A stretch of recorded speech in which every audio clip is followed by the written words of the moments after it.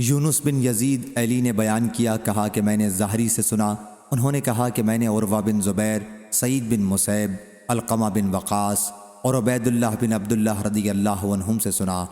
نبی کریم صلی اللہ علیہ وسلم کی زوجہ مطہرہ عائشہ رضی اللہ عنہا کے بارے میں، جب تہمت لگانے والوں نے ان پر تہمت لگائی تھی اور اللہ نے اس سے انہیں بری قرار دیا تھا،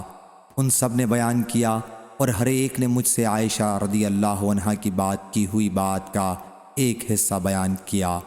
ام المومنین رضی اللہ عنہا نے کہا کہ اللہ کی قسم مجھے یہ خیال نہیں تھا کہ اللہ تعالیٰ میری پاکی بیان کرنے کے لیے وحی نازل کرے گا جس کی تلاوت ہوگی۔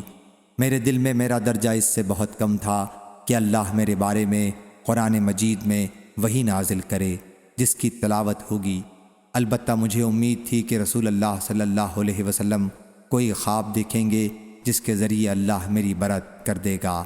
لیکن اللہ تعالیٰ نے یہ آیات نازل کی ہیں، ان الذین جاءوا بالافک،